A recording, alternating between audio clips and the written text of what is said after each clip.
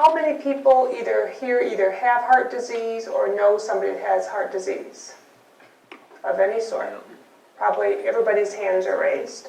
So this is just a little anatomy picture of the heart. This is your aorta. These are the vessels that would go up, feed to your brain. This is the right coronary artery. This is the left main. This is the LAD, also known as the widowmaker. And this is the circumflex. So we're going to talk today a little bit about heart health, what we can do to help that, and then what we can do here at CGH to help that in the Cath Lab. So when we talk about heart health, what exactly are we talking about? Lots of terms for heart disease. We've all heard the old term is atherosclerosis. You might hear a heart doctor calling it ischemic heart disease. You may know it as hardening of the arteries. Those are kind of old terms, but they all mean the same thing. It's essentially when the lumen of the artery gets narrowed with cholesterol. So that lumen is where the blood flows, and that blood is oxygen rich, and that's what gives oxygen to the rest of your heart and to your heart muscle itself. So that's what we're going to be speaking about. This is what happens with heart disease. And I put up there, it's kind of a busy slide. But when the conditions are right, which means your cholesterol level may be high, this is a normal lumen right here. So this is where the blood would flow. Something happens and you get a tear in that wall. Cholesterol has been inside these layers here, and now the cholesterol through that tear in the wall is able to go into the middle of that lumen. And then over time, maybe a blood clot would form, and that's when a heart attack would happen. So no blood can get through that. That's completely clotted off. What's the etiology of heart disease? It's very common, as you can tell. Almost 750,000 people in the United States will have a heart attack this year. So I figured it out as far as the census in the United States, and that's about 1 in 400 people. That's including kids. I mean, our census includes all ages. So it's quite high in adults. They say that a heart attack will happen every 43 seconds, to put a little bit more perspective. And about 1 in 5 people that actually have a heart attack will have a silent heart attack. That means they don't know they have had one, they don't have any symptoms, they may go to the doctor down the road and they may say, at some point you've had a heart attack, and try to tread backwards and say, did you ever have a time where you felt lightheaded or dizzy or any pressure or anything? So it's very prevalent. Of those 750,000 persons, about more than half of them will have a second heart attack sometime in their lifetime. And as you can see, that coronary artery disease accounts for 1 in 4 deaths annually here in the United States. And it's expensive. Healthcare, medications, time lost off of work, all that counts for more than $110 billion. If you would put a healthy 40-year-old next to a healthy female, next to a healthy 40-year-old male, the male would, about half of those people would have some kind of heart disease in their lifetime. And about a third of the female 40-year-old healthy people, as of right now, would have heart disease at some time in their lifetime. So it's very prevalent. Looking at the year 2000, and that's a very old statistic now, half of the deaths prior to emergency service treatment, that's when those deaths occurred, so outside of the hospital. We're getting better. CPR originated in 1960, and AED started getting used in firefighter training back in 1984, I believe. So all those things have helped improve the public awareness. People are getting to the hospital quicker now. They're more aware of what the signs and symptoms are. Other things that affect how often heart disease happens is childhood obesity. It's tripled over the last 30 years. As of today, 1 out of 3 children will become diabetic in their lifetime. Those are pretty high statistics. And down at the bottom, I talked about public education is getting better. Michelle Obama has an initiative, I think, Get Fit Now. It's been a political platform to have programs set up for heart disease. So we are getting better, but we still have a long ways to go. Let's talk about how this happens. There are some risk factors that we call non-modifiable, so you can't do anything about them. Those are your age. Unfortunately, we all age. Can't do anything about that. Gender, unless you're Bruce, Caitlyn, Jenner, you can't really do much about your gender. But there are some differences. Males typically will have heart disease at an earlier age than females.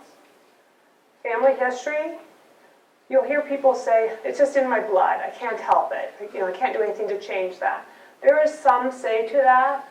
Men will have heart disease at an earlier age, so we consider someone that has premature heart disease if you're a male under 55 or if you're a female under 65. So if my mom had heart disease at age 60, I would have that history behind me, and that's not a good thing, but it's definitely a risk factor. The modifiable ones there are the things that we can change. Smoking. What smoking does is it actually thickens the blood, if you want to think about it that way. It also makes those vessel walls less elastic, so more stiff. What I'd like to tell people is nicotine makes your heart wall spasm. So every time you take a puff, your heart's opening and closing, and that's not a healthy thing, that spasm. Smoking also raises your LDL, which is your bad cholesterol, and we'll talk about that in a few minutes. And it lowers your good cholesterol, so it lowers your HDL. Smoking also contributes to the inflammation. So back when that slide, I showed you the pictures of the artery and how that lumen, or the opening, got narrower. Not only does cholesterol play a huge part, but we've learned over the last several years that inflammation is huge as far as cardiac risk. So an inflammatory process. High blood pressure. Unfortunately, high blood pressure usually has no symptoms. You might have a headache, that would be about it. What high blood pressure is there's extra force put on the artery walls. So it changes the lining of the wall, as you can imagine. Again, often no symptoms with high blood pressure. Hyperlipidemia is high cholesterol levels. Cholesterol is actually a good thing in moderation. Cholesterol is formed in your liver, and it does helpful things like helps in cell formation. It helps hormone production. But when it's excessive, that's when it becomes a problem. You also take it in dietary. So your body forms some, plus you intake it with your food intake. Okay? When you talk about these HDLs and the LDLs, the lipoprotein is just a carrier for cholesterol. We measure two kinds of lipoproteins. The first one is the low density. That's the bad one. And that's the one that lines up in the lining of those artery walls in your heart. And then the HDL is your good cholesterol. And I like to think of that as like a street sweeper. It kind of sweeps away the cholesterol and takes it back to the liver. Diabetes is a huge risk factor for heart disease. Diabetes is when you have extra sugar in your bloodstream, and it can increase your risk of heart disease by 2 to 4 times. It's also kind of known as the silent disease. It affects your eyes, your kidneys, as well as your heart, your leg circulation, so it's really multi-organ. I wouldn't wish diabetes on my worst enemy. If I had to choose a disease not to get, it would be diabetes. Inactivity, so more of a sedentary lifestyle. The person that would be have a sedentary lifestyle, maybe their resting heart rate would be higher as a baseline. So anytime they exert, it's going to put extra stress on their heart. Diet. Lots of things about diet. There's a lot of fad diets. The best thing to do is just really read labels and be attentive to what you eat. Obesity, we talked about that a little bit along with the inactivity. The larger you are as a person, the harder your heart has to work against the vessels on your outside of your body. Heavy alcohol consumption. What alcohol does is it raises your LDL, so it messes with your cholesterol levels, and it also raises your blood pressure. And type A behavior people. Those people that are stressed, doesn't take much to get them going from 0 to 10 on that stress scale. And that's actually a physiological thing. What happens when you have body stress, your body secretes corticosteroids, which are hormones, and that also makes heart disease more prevalent. So out of these modifiable risk factors, the 3 most important are the first 3 listed there: the smoking, the hypertension, and the high cholesterol level. And unfortunately, 49% of Americans have at least one of those three top on the list.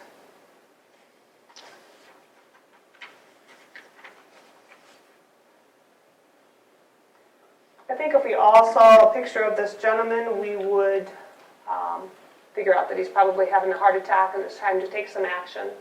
So symptoms of a heart attack is somebody grabbing or grasping their chest. But you can also have pain in your jaw, in your neck. People say to me, I have a toothache. If you really don't have an abscess in your tooth, my ears are perked up. I'm going to be paying attention to that. Shortness of breath, pain in the arm or shoulder. Oftentimes it is the left arm, but it can be the right arm. For women, sometimes it's just a pain between your shoulder blades, just kind of feeling like you're fatigued there, you're tired there. Nausea, lightheadedness, fainting, sweating. And again, women kind of have different symptoms than men do. Oftentimes it's just fatigue. I've been so tired the last few weeks. I've had this tension between my shoulder blades, very non-specific. So when someone's having a heart attack, this is a medical emergency. We need to call 911. Okay? I know you may think you can get to the hospital faster by driving yourself, but you have nothing in your vehicle to help you. So the ambulance has medicines and equipment that they can help you with. So this is definitely a medical emergency. Heart disease other than a heart attack can be listed down there at the bottom as angina. There's stable angina, what happens only when you are active. Say you're walking up a flight of steps, you're walking to the mailbox, and you feel pressure in your chest. We can also have unstable angina, which is actually more severe, and that occurs at rest. So you don't even have to exert at all, and your chest hurts or you have tightness or pressure. Both of these things are medical conditions that need to have physician attention. This is actually what happens in your artery when you're having a heart attack. Back to that previous slide. This is the area, and this is a bigger depiction of what's happened here. This yellow here is cholesterol. These are blood clots that clump together, and there's no passage of blood beyond that. So this muscle down here that this artery perfuses to dies. And this is what's shown here on that brown spot. So when we talk about when seconds count, or time is muscle, it is indeed true. So if we do not get heart, oxygen, blood rich, blood down to that area on the muscle, that muscle is going to die, and you'll never get that muscle back. So we know now what causes heart disease and kind of what happens when you have a heart attack. Let's talk a little bit about prevention, treatment, because these are things that we can do. Again, I hate to be kind of recounting on the things, but if you do smoke, you need to quit smoking. You can cut your risk by 1/2 within a year, according to your heart health. And in 15 years, a smoker's heart versus a non-smoker's heart, they look the same. They don't look any different. They don't act any different. Control your blood pressure. Again, usually a target blood pressure is 130/80. And I know when I was in nursing school, it was like 160/90. That was considered high blood pressure. And then it was 150/85. And then it went to 150/80. And then 140/85. But the more we learn how detrimental high blood pressure is, the narrower those normal ranges get. So again, 130/80. Control your cholesterol levels. You can use diet and medications. And again, a goal for a low-density lipoprotein or an LDL, that's the bad cholesterol. You'd like that to be below 100. And the HDL is your good cholesterol. That's the street sweeper kind. You want that to sweep away that cholesterol and get it back to your liver. And you'd like that to be above 60. And triglyceride levels, you'd like those to be less than 150. I hear people say all the time, maybe they've had a heart attack and the doctor wants to put them on a cholesterol-lowering medicine, which is a statin. And they say, but my cholesterol is fine. The other additive benefit to a cholesterol medicine is it decreases inflammation. Remember, it's a combination of two things with heart disease. It's cholesterol and inflammation. They're married. So if we can control both of those, we can control that inflammation some with those cholesterol medicines. Avoiding or controlling your diabetes. Again, a target blood sugar would be less than 100. That'd be a fasting blood sugar. And a A1C, which is a 3-month average of your blood sugar, should be below 6. So it's working with your doctor as far as insulins, oral anti-hyperglycemic medicines, diet, all those things can help with diabetes. And again, diabetes increases your risk of heart disease by 2 to 4 times, so very important. Get moving. If you've been a sedentary person, please check with your physician first. You've always heard that. There's lots of ways you can exercise. You can have aerobic exercise, you can do muscle strengthening, you can do stretching, you can do yoga, meditation, lots of options. It really doesn't take a whole lot of time. 5 days a week at 30 minutes of walking will do it. That's great for exercise. Maintain a healthy diet. And again, I talked a little bit about fad diets. You kind of use that dinner plate over there on the side. Half of your dinner plate should be fruits and vegetables. A quarter of it should be carbohydrates, and a quarter of it should be proteins. And then a little bit of maybe sweets and a little bit of dairy. So that's an easy way to kind of figure out, look at your plate, divide it, and fill it accordingly. Control your weight. Essentially, energy in is energy out. So unless you have some thyroid problems, what you take in is going to be what you need to exert to maintain a weight. Keep alcohol consumption to a minimum. We've talked about that. Alcoholic beverages increase your blood pressure and mess with your cholesterol levels, changing your bad cholesterol to a higher level and your good cholesterol to a lower level. Then chill out. This is easy to say, but if you're type A, it's not so easy to do. Again, there's lots of options. We have yoga, medication. Me, it's just putting on my walking shoes and hitting the pavement. That's my stress reliever. Follow the doctor's treatment plan. I know it probably gets frustrating as a patient if you say, gosh, I went to the doctor, I didn't have anything wrong, and now I'm come home and I'm on 5 different medicines. We really do have your best interest at heart. Like I said, a lot of the diabetes lots of times doesn't have any symptoms. High blood pressure often doesn't have any symptoms. High cholesterol, you don't have any symptoms from that. So they're probably under the surface and we've just scratched open that surface once we started to evaluate things. So it is possible that for your best interest, you may come home on 5 medicines even though you felt fine. And then public education. Again, I talked about some of those programs. Some of them have a political platform anymore. This is a slide that I like to use because it talks about the benefits of stopping smoking. And most importantly, down there on the bottom right, at 15 years, your smoker's heart looks no different than my heart. So it really does pay off. It takes a lot of hard work, very hard to do, but certainly the benefits are there. Here's what we do in the Cath Lab.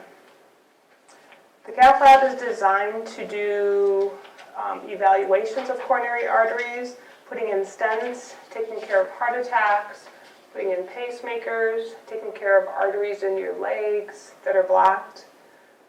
Here at CGH, probably about 75% of the persons that we see in the Cath Lab come in as an outpatient person. Maybe they've had a couple episodes of chest pain, they had a stress test, they came back positive, we say, so it wasn't normal. And we do this as an evaluation. So then about 25% of our patients are probably inpatients. They've either come in with a heart attack, kind of a silent one, maybe they came in with an infection, and by blood test we can tell that they've had a heart attack. So those people also would have a chance to go to the Cath Lab. We do have the person that comes in with a heart attack. We call these STEMIs. They're an acute emergency. This is where time is muscle. We have 90 minutes to open up that vessel, or the muscle beyond that vessel that's blocked will die. So if you come into the Cath Lab as an outpatient, we would bring you in, get your IV started, go over your health history. I want to know what you look like on the inside as well as the outside. And then you would go back for your procedure. We have 2 procedure rooms, as Joan alluded to. The procedures usually take about an hour to an hour and a half, and then recovery is probably about 3 to 4 hours. Okay? So typically, the physician, I'm just going to say we're going to use a groin access. So he's going to access your groin. He's going to feed up your aorta, which is a large artery that runs the length of your trunk. Back to that original picture, remember that aorta that has that kind of candy cane loop? And then we would put a tip of a catheter in each of those 3 main arteries, back to that original picture, inject some dye, and take some pictures. So you're actually having a big x-ray when you're having an angiogram in the Cath Lab. At that point, if we find a blockage that's 70% or more, that's the best time to have a stent implanted. Okay, we've got a picture of a stent. Now let's back up the train here. This is a right coronary heart attack. This is this person's artery right here, and as you can see, it's blunted. There's no blood flow beyond that. So this is a person that came in with that STEMI that I talked about. That's a medical emergency. So we've put a wire down here. You can see the wire. And then with a little bit of work, the doctor is able to put a stent in and maybe suck the clot out, and now we have blood flow again. So this is the normal artery, and this is what they came in looking like. So you can imagine if we wouldn't have fixed that, all this muscle down here would die. So stenting is good stuff. So this is what a stent looks like. Put the stent in over a wire, and it rides on a balloon. This is the stent, that scaffolding type thing. This is the balloon, which is deflated when we put it in, or where the physician puts it in. So he puts that balloon in, it's got the stent on the outside of it. He inflates the balloon, the stent stays in place, and then the balloon comes out. So this is what's left here. The stent does not come out at any time. It's a permanent thing. If you get a stent placed in an artery in your heart, you need to be on a couple different blood thinners. One is an aspirin, another one is an antiplatelet medication. Both of those are your probably most two important medications that you would be on. If you don't take that, then the stent could close off with a blood clot, and then you'd be actually worse off than when you came in.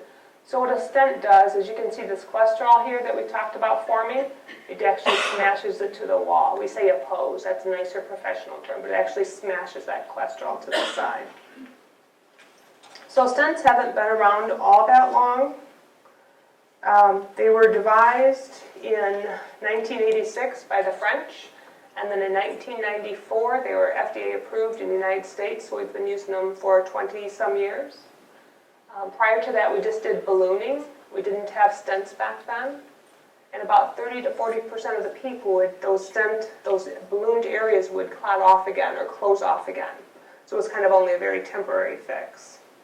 In 2003, we started using drug-eluting stents. So they have a medication on the stent that is dissolved or released over time, and that prevents that inflammatory response. I tell people it's like taking a piece of hard candy and putting it in your mouth. Your mouth salivates. It's something that's abnormal to your body. The stent is the same thing. So the normal reaction of your body is to send infection-fighting cells, and we don't want that to happen. On the horizon, they've actually been FDA approved, are dissolvable stents. So they will dissolve over time. They'll do their mission, and then they'll be no longer. So there's always something new in cardiology. And I am an exercise and nutrition buff. So if you say, don't have time to exercise, how much time do you really have?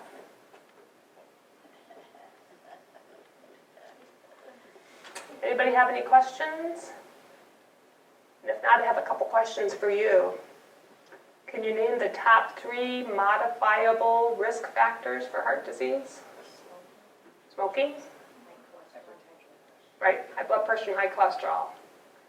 What's the treatment for somebody that you think is having a heart attack? 911, and now it's AEDs. What are 3 symptoms of a heart attack? The typical... There was actually a survey done in 2005, so it's about 10 years old, and about 92% of the people knew that chest pain was a symptom of a heart attack, but only like 27% knew most of the symptoms of a heart attack. And it's not always that they have chest pain, they might just have some other symptoms. So we're talking shortness of breath, fatigue, sweating, indigestion, those types of things. A little bit. There is a strong correlation between gum disease and heart disease.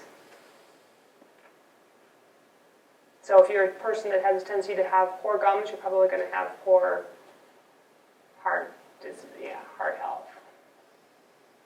So that's the only thing, like when somebody comes and says, my tooth or my jaw's been hurting, unless you have an abscess or something. said my ears perk up. Dawn, what's the latest on caffeine in relation to? Everything in moderation. So if you're going to have a stress test or an angiogram, we want you to be caffeine-free for 24 hours. Some of the medicines that we use, both in the stress lab and the Cath Lab, they actually stop the function of the medicines that we use to test your arteries. But it's like everything else, it's moderation. So you've got the person that maybe had a heart attack and they drink 2 pots of coffee a day. The physician probably will say you need to really cut back. Otherwise, probably, moderate 2-3 cups of caffeine is probably okay for a day. Or decaf. But remember, decaf is not caffeine-free. It's 97% caffeine-free. They cannot take all the caffeine out of it. So if you think you're drinking decaf coffee or tea before a test, it's not completely caffeine-free. It's an extraction process, and they can't get 100% of it out. How do you know when you need to use a cath procedure? Is it when you have chest pain, or can a regular person like me? Yeah, so we typically don't do them mostly because insurances don't like to pay for it on somebody that's healthy and has no symptoms, but there's other tests that you can have done. But the typical patient that comes to our Cath Lab is an outpatient, somebody that has had a failed stress test. So they've had a stress test because they've been having some chest pain. They've had a stress test because they're going to have a hip surgery, and Dr. Hanlon requires you to have a stress test to make sure your heart's strong enough for that surgery. So you have to have some kind of symptoms. We have to be able to justify it. So it's those people that usually, like probably 99% of our patients as an outpatient basis have had a stress test that they failed. So it's a real good non-invasive test. It's a stress test. But can you elaborate then on the heart check that? Yes, that measures calcium in your arteries. So over time, this cholesterol gets hardened and becomes calcified. So I've kind of been doing my own little personal study. Not too many people have those that come into our department, but I think they're pretty accurate. They tell you the amount of calcium on a percentage in each of the arteries. So if you have a high number in maybe that right coronary artery, lots of times there's going to be disease in there. So I think they're pretty accurate. And again, it's non-invasive, costs you $99. Like my exercise cartoon says, I don't have the money for it. Do you have money for a burial?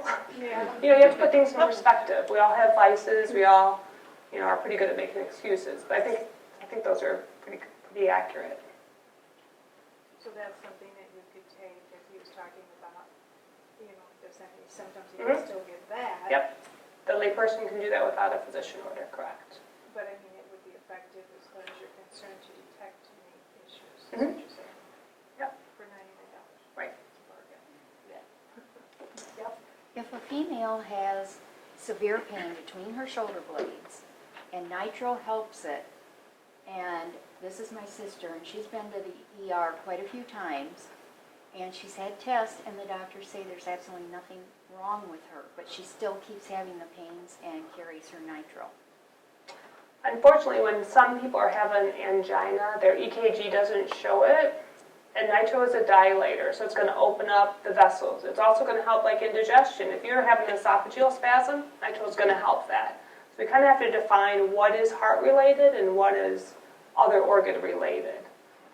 But that would be frustrating, because that is a pretty typical complaint for women, and it's just that pain between your shoulder blades.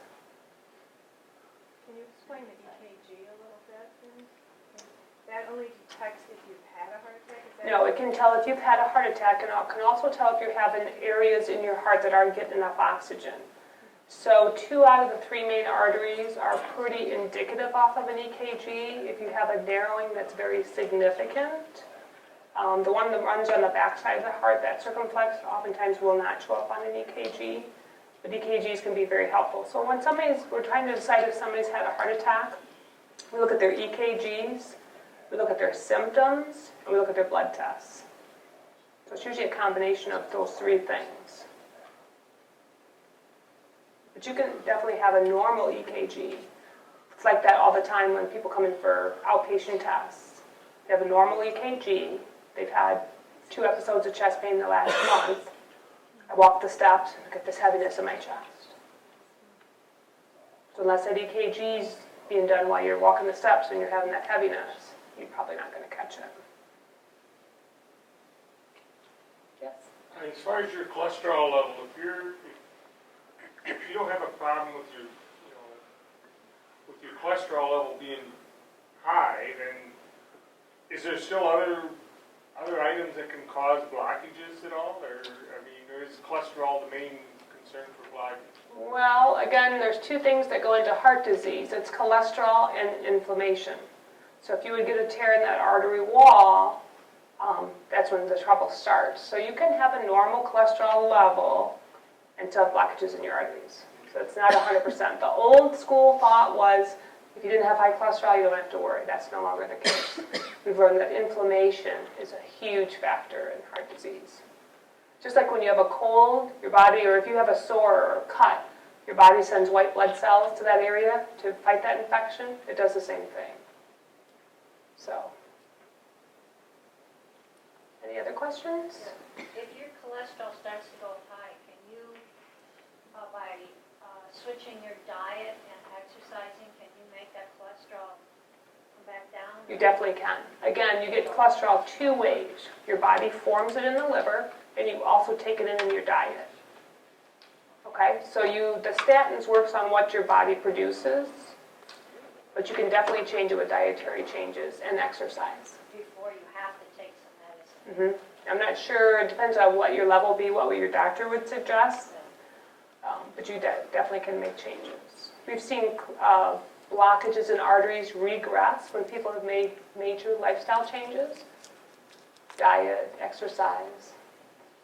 What if your good cholesterol is high? You can, but it'll all be whatever your physician would suggest. I mean, it seems like What was his question? if you can change your blood pressure, just changing lifestyle, not have to go on medicine. Hypertension. I think I'm 155 over 92, something like that when I take it at home. That's what, moderate or? It's high. Nope, it's high. 130 over 80 is what we would like. Especially if you, it depends too if you have any other risk factors. Diabetes, heart disease, family heart disease. So I think probably, honestly, physicians have gotten kind of gun shy with legality things. So they're probably going to be on I'm probably not going to give you too much of a trial. I'm going to put you on medicine. But you definitely can make lifestyle changes that can affect your health, your blood pressure, your cholesterol. Dawn, did you say that if your blockage is 70%, they will stent? Typically. Because So there's, I heard otherwise, it had to be higher. it's usually about 70%. Now there's a lot of other factors in it. It's a very small vessel and it's 70%. Main coronary Very artery is what I have, Okay. over 70% blocked.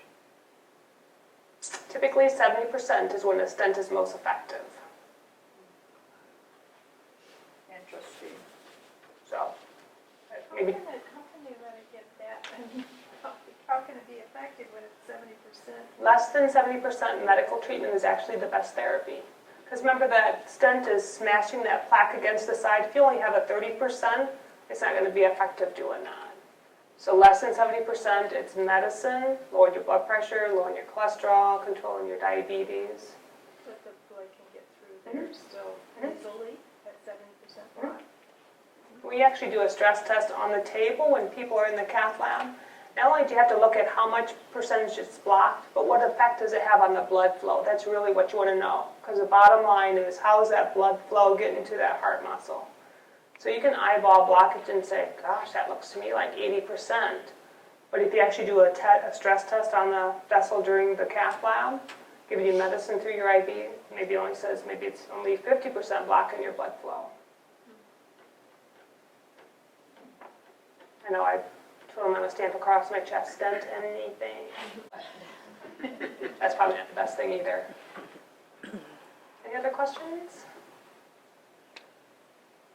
Okay, good, thank you. Folks, let's give Dawn a hand. Heart disease and depression. It's really a two-way street. There's some interesting interactions between the two. You might assume, if someone has heart disease, that they might experience depression. But what's really interesting is how depression affects your heart. So I'll kind of get into that a little bit. So depression rates. Major depression will affect about 7% of the U.S. population over the age of 18 each year. Approximately 40 to 65% of people who have had heart disease or have had a heart attack experience depression. Approximately 18 to 20% of people who have coronary artery disease alone experience depression. And I don't have anything up there on heart failure, but the range for heart failure can be up to 70% of people who have heart failure experience depression. So those are some really big numbers, kind of opened your eyes a little bit. So what's the connection? Depression is a risk factor for developing coronary heart disease. People with depression are 4 times more likely to have a heart attack than those who do not have depression. The combination of depression and heart disease together doubles the risk of death. Depression itself doubles the risk of another cardiac event in 1 to 2 years after a heart attack.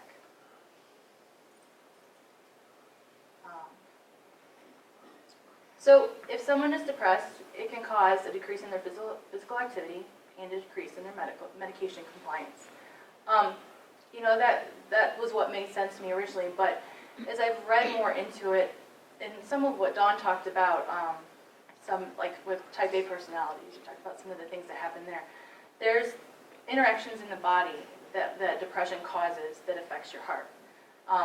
It causes an increase in neurohormones in the body, which damage the heart. She talked about cortisol. You talked about inflammation and how that can affect the heart.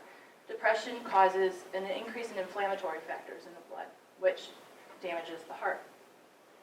I have on here increase in platelet activation. This really caught my attention when I read this, because if you're, like she mentioned, when you're, if you've had a stent placed, you're taking an antiplatelet medication. Clopidogrel, Plavix, Effient, Brilinta, those are the medications that we typically see people take. Those medications are antiplatelets. They're preventing, the platelets are in your blood. Those are what kind of binds, they're sticky, they bind together to form a clot, usually to stop bleeding or things like that. So those medications that we give you when you've had a stent placed, it's to stop those from sticking together on your stents and causing a clot. So hopefully I'm making sense. When you're depression, it increases the platelet activity. So it's increasing the stickiness of those platelets. So basically, depression is working against your medications.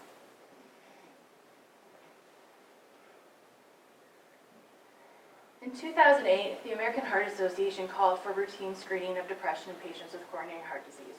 There's been so much research done that has shown the connection between these two. Unfortunately, this society, the medical field, we really haven't caught on to this. We're not doing it on a regular basis. And by screening, there's different ways that you can screen for depression. You know, it's as simple as a questionnaire. There's one that's used very often. There's 2 questions in the beginning. You know, off the top of my head, I can't remember exactly what they are, but it's basically, in the last 2 weeks, have you experienced this? If the person answers yes to either of the questions, then there's 7 more questions that we would ask you. Based on it tallies up different numbers, and based on the results, it can help the person diagnose you with mild, moderate, or severe depression. So it's a pretty simple process. So there are many people that have depression that have not been diagnosed. Typically, people assume there's just a normal part of having a heart attack. You know, I had a heart attack, I'm feeling kind of blue. While it's common, it's not normal. You should, you know, people need to seek treatment for this. So what can we do? Like we're here today, educate patients and the public. Let people know that this might happen after they've had a heart attack. So first I'd like to talk about the symptoms of depression. And I'm going to show you a video. This is what they showed at the conference, and I think it's really good. It kind of, for people who haven't experienced depression, it really opens your eyes to what those who have it are experiencing.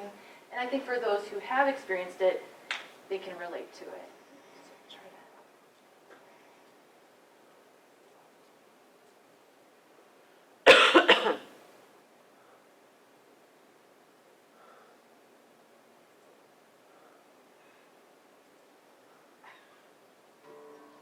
I black dog. His name was Depression. Whenever the black dog made an appearance, I felt empty and life just seemed to slow down. He could surprise me with a visit for no reason or occasion. The black dog made me look and feel older than my years. When the rest of the world seemed to be enjoying life, I could only see it through the black dog. Activities that usually brought me pleasure suddenly ceased to. He liked to ruin my appetite.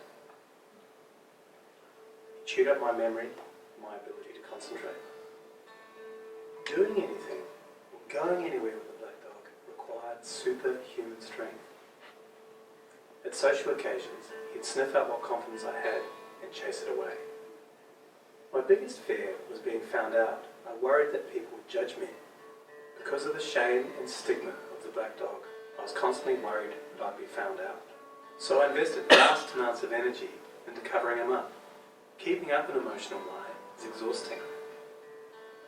Black dog could make me think and say negative things. He could make me irritable and difficult to be around. He would take my love and bury mine to the sea. He loved nothing more than to wake me up with highly repetitive and negative thinking. He also liked to remind me how exhausted I was going to be the next day. Having a black dog in your life isn't so much about feeling a bit down, sad or blue. At its worst, it's about being devoid of feeling altogether. As I got older, the black dog got bigger and he started hanging around all the time. I'd chase him off with whatever I thought might send him running. But more often than not, he'd come out on top. Going down became easier than getting up again. So I became rather good at self-medication, which never really helped. Eventually, I felt totally isolated from everything and everyone.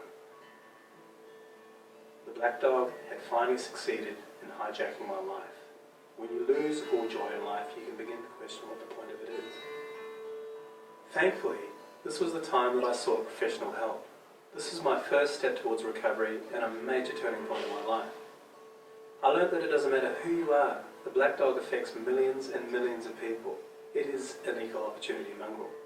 I also learned that there was no silver bullet or magic pill. Medication can help some, and others might need a different approach altogether. I also learned that being emotionally genuine and authentic to those who are close to you can be an absolute game changer. Most importantly, I learned not to be afraid of the black dog, and I taught him a few new tricks of my own.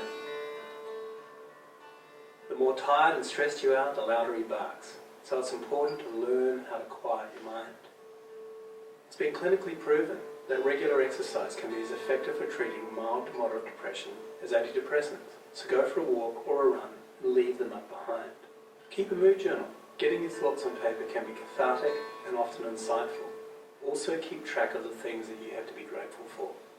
The most important thing to remember is that no matter how bad it gets, if you take the right steps, talk to the right people, black dog days can and will pass. I wouldn't say that I'm grateful for the black dog, but he's been an incredible teacher. He forced me to reevaluate and simplify my life. I learned that rather than running away from my problems, it's better to embrace them. The black dog may always be part of my life, and he'll never be the beast that he was. We have an understanding. I've learned through knowledge, patience, discipline and humour, the worst black dog can be made to heal. If you're in difficulty, never be afraid to ask for help. There is absolutely no shame in doing so. The only shame is missing out on life.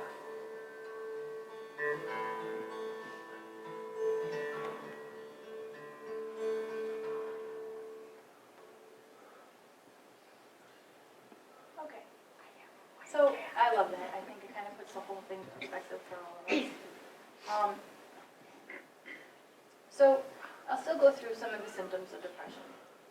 Feeling sad or having a depressed mood, including crying often, losing interest in activities you used to enjoy, any change in appetite or weight, sleeping too much or too little, feeling agitated, cranky or sluggish, losing energy, feeling guilty or worthless, having trouble concentrating or making decisions, and having thoughts of death or suicide. So what can we do?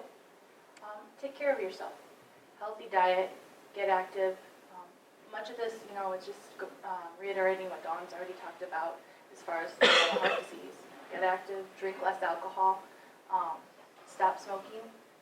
I know some of the is easier said than done, especially if you're dealing with depression in addition to the heart disease. But realistically, this will help the situation. And set realistic goals, small goals. Don't expect to be better overnight. Just setting some small goals for yourself to improve the process. Talk to your doctor if you think that you might be depressed. Do not wait too long to get evaluated or treated. Encourage your loved ones to seek treatment for depression if you think that they might be depressed. And like I said, expect your mood to improve gradually, not immediately. So what are some treatments for depression? From someone that might be diagnosed as mild depressed, they might monitor you and screen you again at a later time.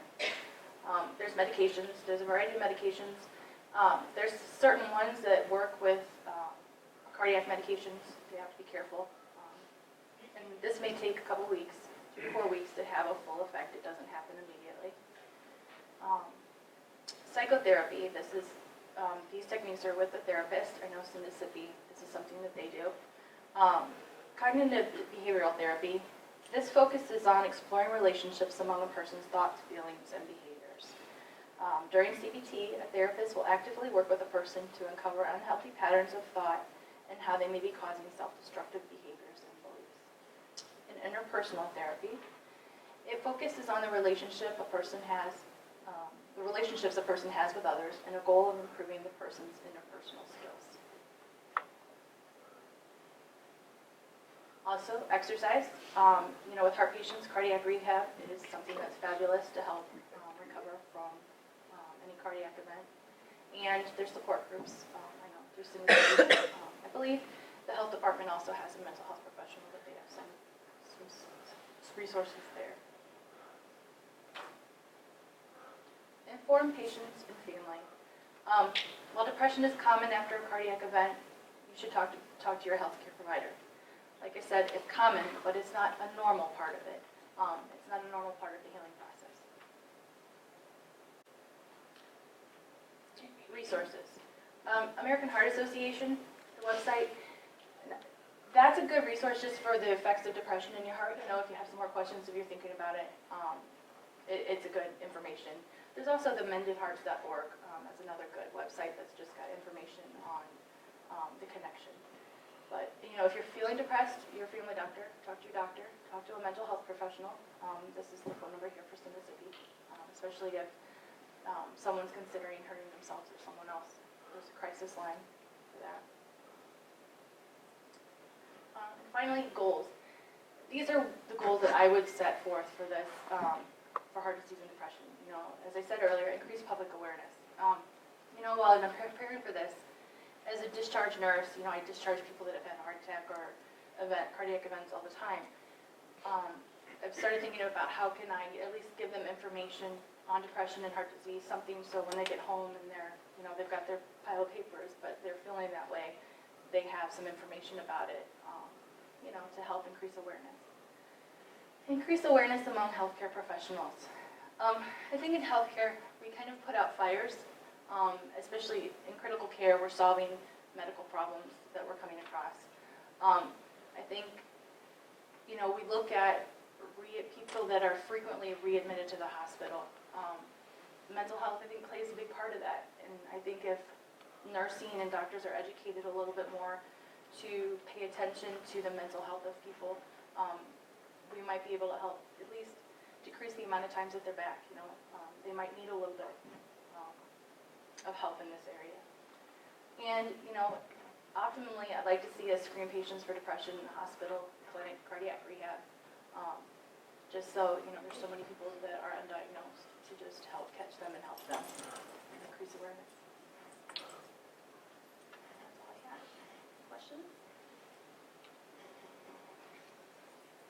So you're gonna see a lot of depression in the wintertime. I think it's seasonal affective disorder.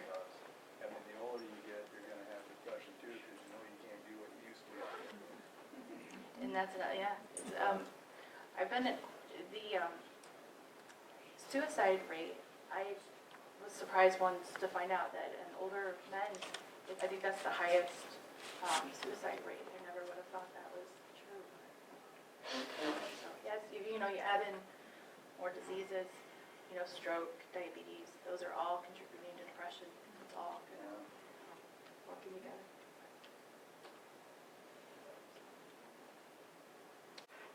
Thank you. Thank you.